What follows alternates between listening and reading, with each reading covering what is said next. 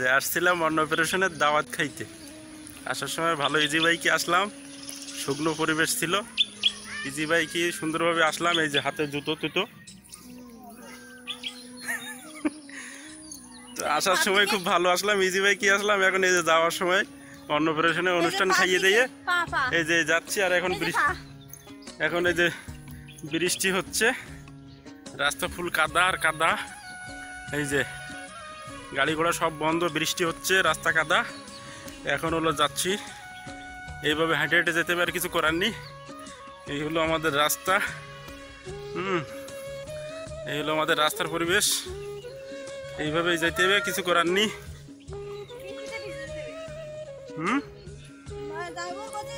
এই যে এখনো বৃষ্টি হচ্ছে হালকা হালকা। এই হলো রাস্তা।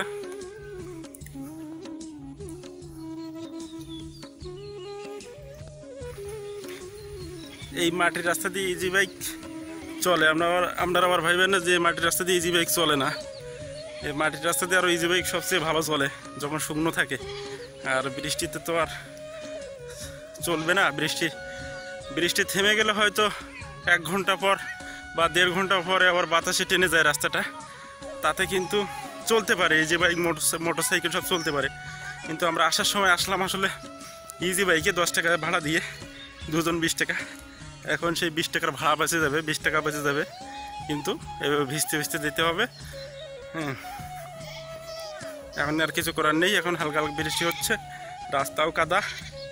এই হলো আমাদের পরিবেশ, রাস্তার পরিবেশ। একটু ঘুরে দেখে আমার সামনের দিকটা। এই যে আমি ওইদিকে যাচ্ছি, দেখুন পুরো রাস্তাটাই ফাঁকা, কিচ্ছু নাই রাস্তায়, শুধু কাদা আর বৃষ্টি হচ্ছে। আকাশে তো মেঘ দেখতেই পাচ্ছেন, এই যে আকাশে মেঘ, বৃষ্টি হচ্ছে। এই হলো পরিবেশ। এই যে আর এই সাইড দিয়ে যে বাড়িঘর দূর আছে। এই যে আর আমি যেখানে দাওয়াতটা খেতে আসছিলাম, একটা বিষয় বলি, যেখানে দাওয়াত খেতে আসছিলাম এই পাশেই কিন্তু সুন্দরবনের শুরু।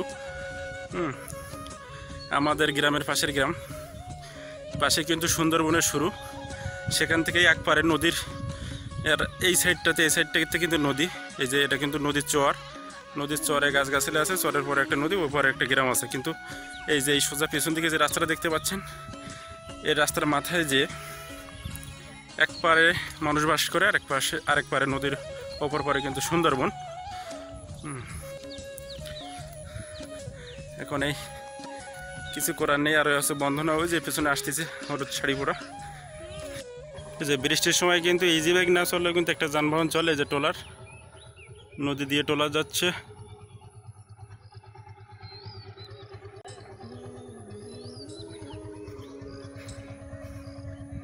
ট্রলারে যাতায়াত করা যাবে। এই যে রাস্তার অবস্থা দেখেন, বৃষ্টির পরেও একটা ইজি বাইক মনে হয় গেছে এখান থেকে। এই যে ইজি বাইকের ছোপ পড়ে আছে।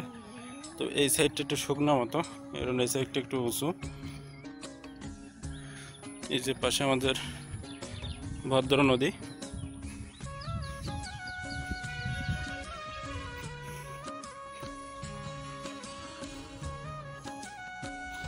তো বন্ধন যে মেলা পিছনে পড়ে গেছে, আমি সামনে আছি। যার একটা ইম্পর্টেন্ট বিষয় হলো, এটা কিন্তু শ্রীনগরের শুরু। এই গেট থেকে কিন্তু শ্রীনগরের শুরু। এই যে গেট, আমি এখন শ্রীনগরে ঢুকে পড়লাম। এই যে আমি এখন শ্রীনগরে ঢুকে পড়লাম। ওই যে গেট রেখে চলে আসলাম, এখানে আমি শ্রীনগরের মধ্যে। এই যে ভিতরে একটা রাস্তা চলে গেছে, এটা শ্রীনগরের আরেকটা রাস্তা ভিতরে ঢুকে গেছে। তবে শ্রীনগরে আমি এখন ঢুকলাম, প্রবেশ করলাম। আমাদের যে গ্রাম, সেই গ্রামটাতে আমি প্রবেশ করলাম। এখন সামনে আছে আমাদের স্কুল বাড়ি। তো স্কুল বাড়িটাও আমি দেখাবো, আমাদের স্কুল বাড়িটা কেমন সেটা দেখাবো। আগে এতটা ভালো ছিল না, এখন আপডেট হয়েছে। তো আপডেট স্কুলটা আমি দেখাবো।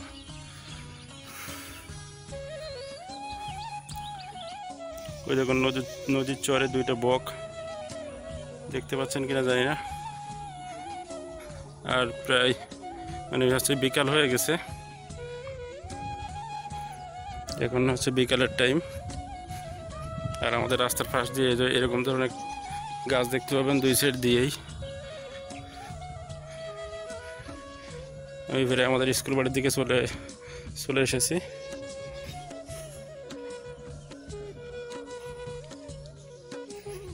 এই যে এটা আমাদের হচ্ছে কমিউনিটি ক্লিনিক, এটা আমাদের গ্রামের, এটা হচ্ছে কমিউনিটি ক্লিনিক।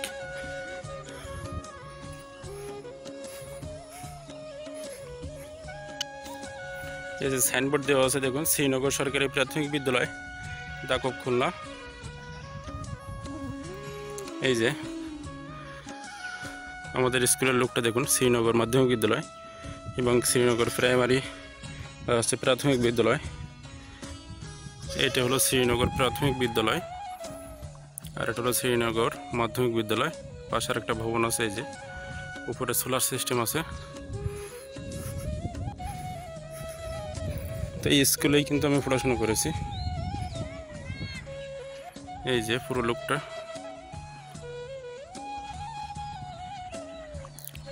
প্রাথমিক বিদ্যালয় এবং মাধ্যমিক বিদ্যালয় দুটোই একসাথে।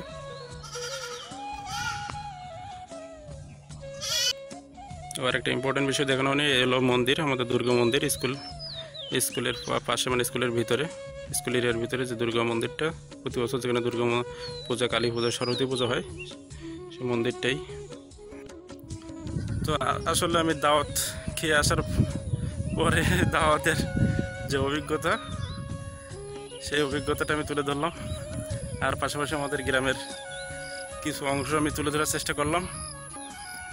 পেছনে আমাদের গ্রামের যে স্কুলগুলো, শ্রীনগর গ্রাম, ওখান থেকে কোথা থেকে শুরু হয়েছে। হ্যাঁ, এই যে এই রাস্তাটা আপাতত একটু কাদা কম আছে, শুকিয়ে গেছে বাতাসে। আর 5 মিনিট হাঁটলে, 4 মিনিট হাঁটলে হয়তো আমার বাড়ি আমি পৌঁছে যাবো, বেশি দূরে নেই আর।